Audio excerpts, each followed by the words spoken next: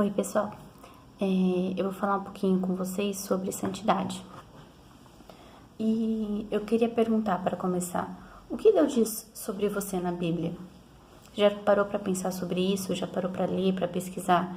O que é que Deus diz sobre você na Bíblia? Bom, eu vou te falar que tem pelo menos duas opções. Ou está relacionado com santidade, ou está relacionado com pecado. Em Gênesis 1:26, a gente consegue ver em relação à santidade, né? O motivo pelo qual Deus criou todo mundo. Para que Deus criou todos nós? E diz assim, Gênesis 1:26. Então disse Deus, façamos o homem à nossa imagem, conforme a nossa semelhança. Domine ele sobre os peixes do mar, sobre as aves do céu, sobre os grandes animais de toda a terra e sobre todos os pequenos animais que se movem rente ao chão. Criou Deus o homem à sua imagem, a imagem de Deus o criou. Homem e mulher os criou. Deus os abençoou e lhes disse, sejam férteis e multipliquem-se, encham e subjuguem a terra. Dominem sobre os peixes do mar, sobre as aves do céu e sobre todos os animais que se movem pela terra.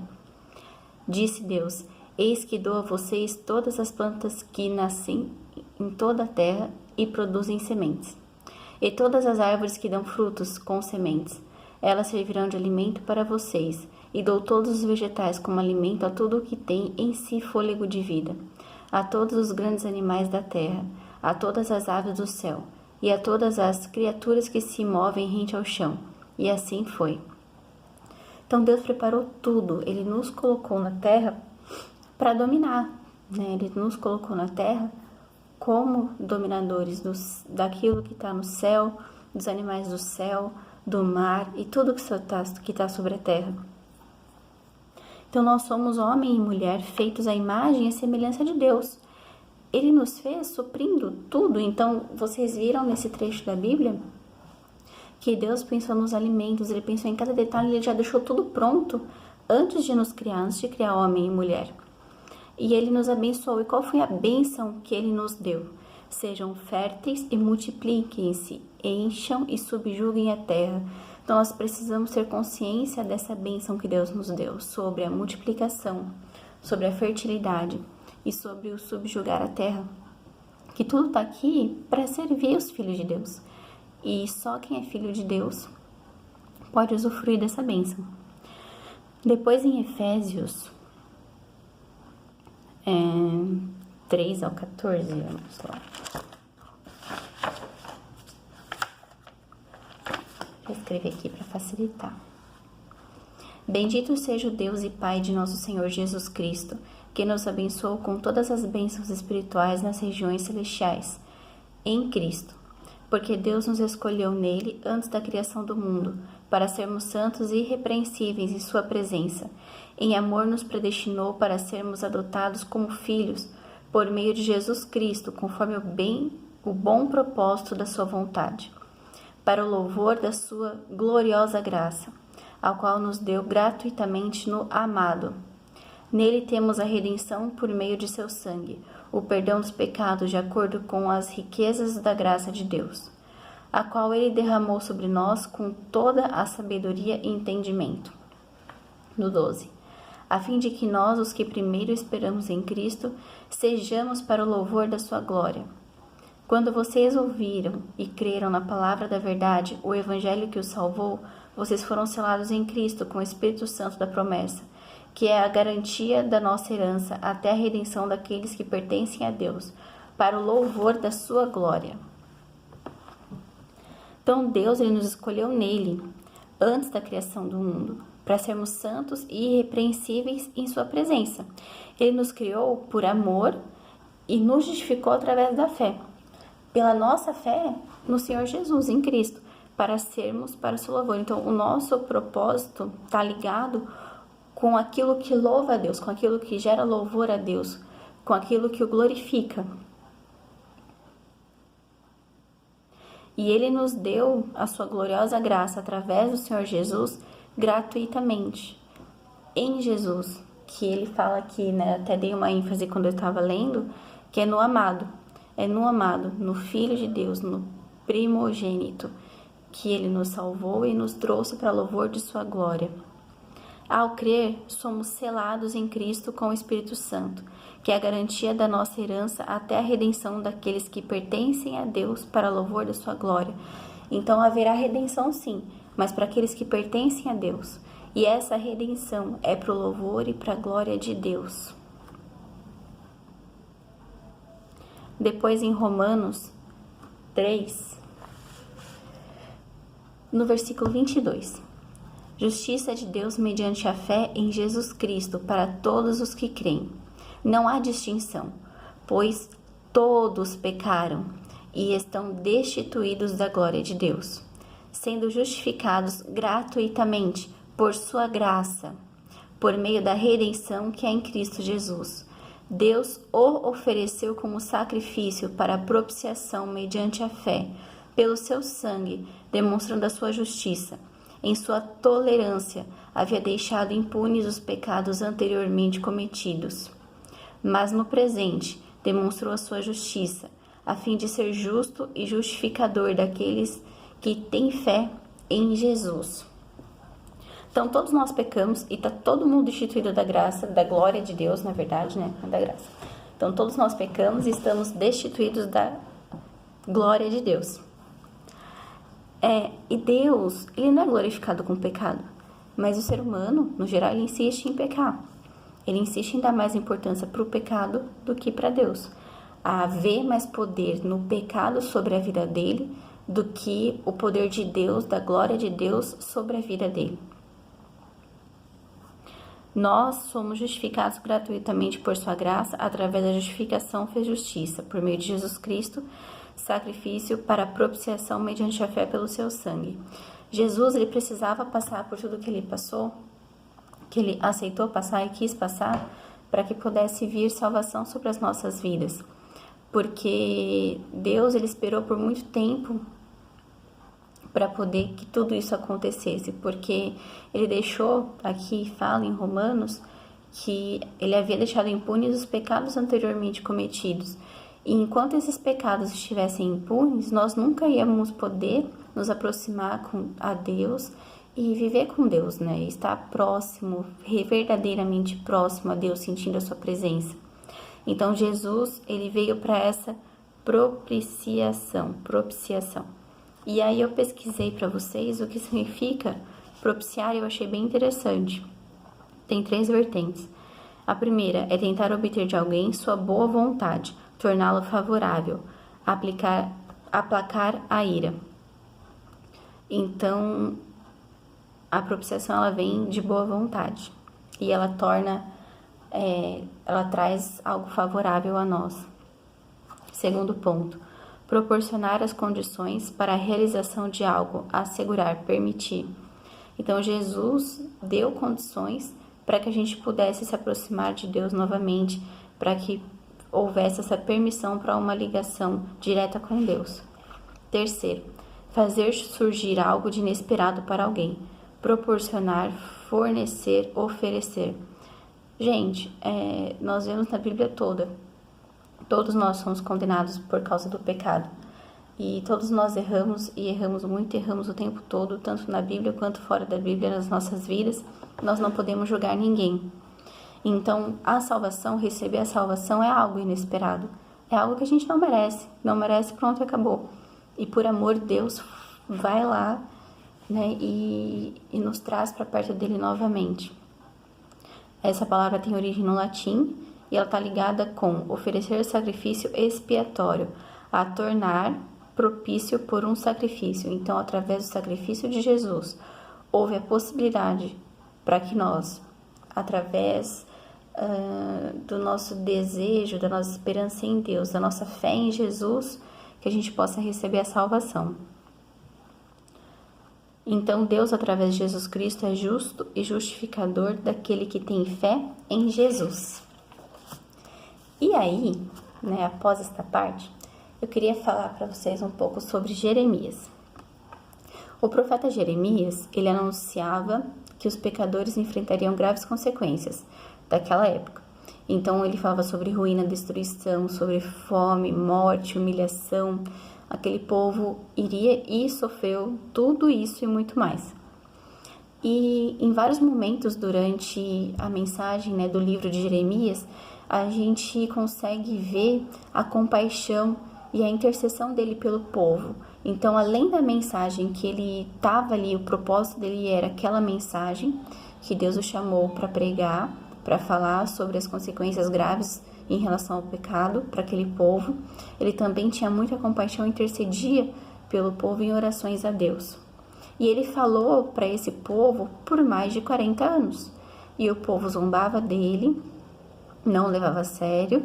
E aí tudo que ele estava falando sobre as consequências que viriam aconteceram, né? Em Jeremias 13, 22...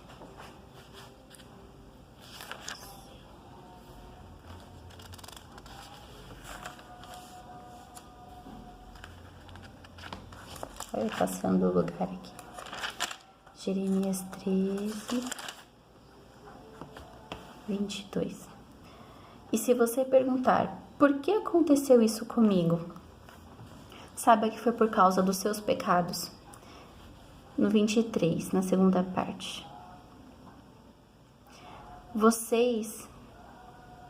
Assim também vocês são incapazes de fazer o bem, vocês que estão acostumados a praticar o mal.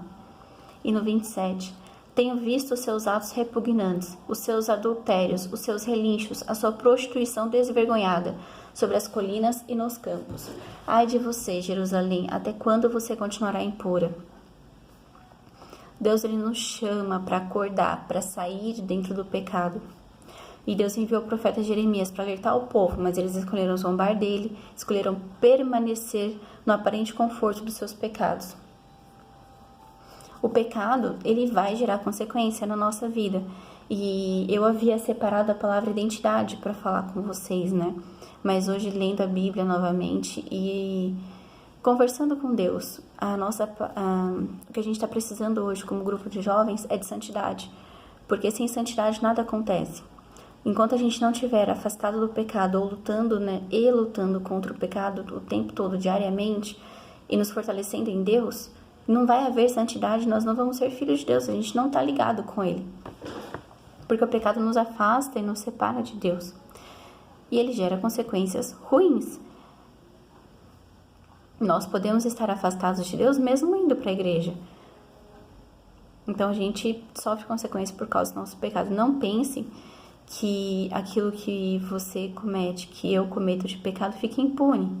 Porque as consequências elas vêm. Porque Deus é um Deus justo. Então nós ficamos acostumados a praticar o mal, nós justificamos com a nossa humanidade e com os próprios pecados como se fosse uma ficha criminal, né? Eu até publiquei hoje uma pastora, se não me engano é Júnia Hayashi, que ela fala disso também. Então a gente fica usando os nossos pecados, o nosso passado como uma ficha criminal. Deus, eu não sou capaz, porque olha só tudo que eu fiz. Deus não tá nem aí para tudo que você fez, ele se importa com o propósito para o qual ele te criou. E esse propósito tem que ser cumprido. Nós esquecemos de viver, nós esquecemos de amar, nós esquecemos de ouvir o chamado de Deus. E nós acabamos não cumprindo o seu propósito, porque nós aceitamos e nos acostumamos com o pecado, vira uma coisa normal, natural. Nós praticamos atos repugnantes, adultério, fornicação, relinchos, ficar reclamando e amaldiçoando e jogando, né? Tomara que, né? No trânsito, por exemplo, vai lá, seu, e aí xinga, né? E prostituição desavergonhada. Hoje em dia, tudo está caminhando para cada vez mais próximo disso, mas e nós? Qual é a nossa postura diante dessas situações?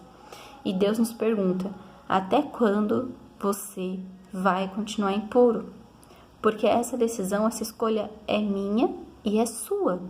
É individual, é pessoal. Não adianta eu falar para você, fulano, você está fazendo isso errado. Fulano, você está fazendo isso errado. Casal, precisa santificar o seu namoro. Adianta eu ficar falando isso se você não tiver afim?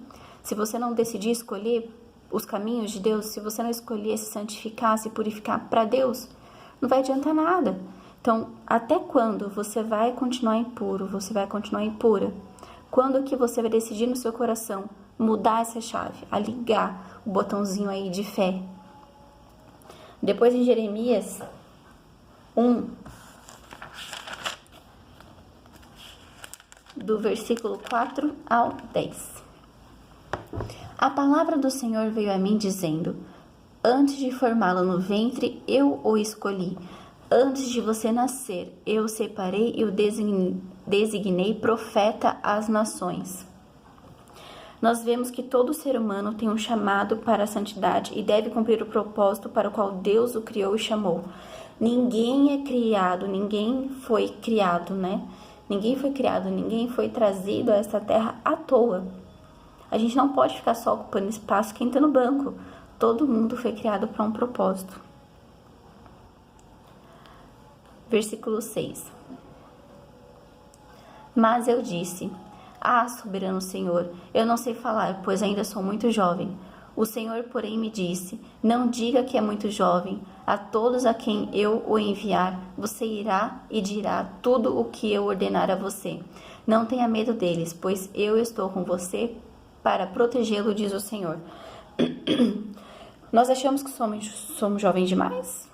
Que temos que viver determinadas coisas primeiro? Ah, não, quando eu estiver mais velho eu vou para Deus, quando eu resolver casar eu obedeço a Deus, quando isso, quando aquilo, daí eu vou seguir a Deus, aí vai ser diferente, quando eu arrumar um emprego vai ser diferente.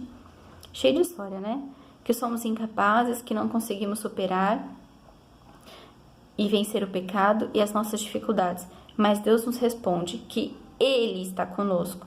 Não foi para o inimigo, para Satanás, que Deus deu a bênção de dominar sobre tudo. Essa bênção é sua, essa bênção é nossa, é do ser humano. O ser humano, ele é filho de Deus, ele foi criado por Deus, ele é dominador sobre tudo. Porque Deus nos criou e nos abençoou assim, segundo esse propósito. Depois no versículo 9. O Senhor estendeu a mão, tocou a minha boca e disse-me: agora ponho em sua boca as minhas palavras. Veja, eu hoje dou a você a autoridade sobre nações e reinos, para arrancar, despedaçar, arruinar e destruir, para edificar e plantar. Gente, então, Ele nos dá as ferramentas necessárias para que a gente cumpra o propósito dele. Ele nos dá a sua palavra, Ele nos dá a autoridade. E nós temos o poder dado por Deus para arrancar, para destruir, para arruinar, para todas essas coisas. Mas nós também temos a autoridade dada por Deus para edificar, para plantar, para construir, para criatividade, para fazer algo diferente, para inovar nessa terra, entendeu? Nós herdamos de Deus a criatividade, ela tem que ser colocada em prática pelo reino, para que o reino possa crescer, para que as pessoas possam conhecer a Deus e serem tocadas pela presença dele. Isso aí. Então, gente, escuta bem, chega de viver escravo do pecado. Se isso está acontecendo, então está faltando oração, está faltando leitura da palavra. Vai orar, sabe? Quando vocês começarem a sentir que vocês estão prestes a pecar, né? E pior ainda, porque você sabe que aquilo ali é um pecado e você ainda quer permanecer e continuar naquilo. Porque às vezes acontece, né, de alguém ofender a gente e a gente ficar com raiva e reagir. Mas depois da reação vem a nossa ação e é uma ação consciente. Nessa ação consciente, nós precisamos orar a Deus, nós precisamos ler a Bíblia e não agir por impulso. Porque quem age por impulso, por instinto, são os animais, né? São todos aqueles que foram criados antes de nós e que Deus deu domínio para nós sobre eles. Então, nós não somos assim. Nós somos filhos de Deus e nós temos domínio próprio. Então, quando chegar nesses momentos de fraqueza, nós temos, né, que ler a Bíblia e orar a Deus. Então, para fechar essa mensagem, eu gostaria de deixar algumas frases para vocês. Então, Deus nos fez a sua imagem e semelhança. Aceita isso. Deus tem projetos para nós. Você vai viver o que Deus preparou para você? Então, você foi criado com um propósito, com um projeto que veio direto do coração e da mente de Deus. E aí, você vai viver isso? Para de ficar aceitando o pecado na sua vida. Lute e batalhe contra ele. E vença essa guerra através da plena esperança e da fé em Jesus. Vença cada batalha através da oração, da leitura da Bíblia. Converse com Deus, peça ajuda para Deus, fale para Deus as vontades que você está tendo. Gente, é com Deus que a gente tem que falar. É para Deus que a gente pode falar tudo mesmo, sem receio, sem medo. Jeremias é um que ele abriu o coração dele, assim, de maneira surpreendente para Deus.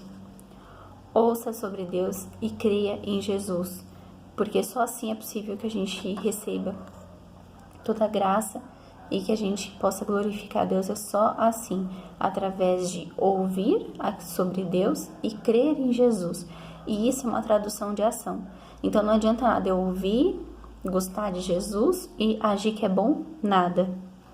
Nos momentos de fraqueza, ore e leia a Bíblia, inicie um jejum. É melhor uma oração em silêncio do que o pecado acontecendo.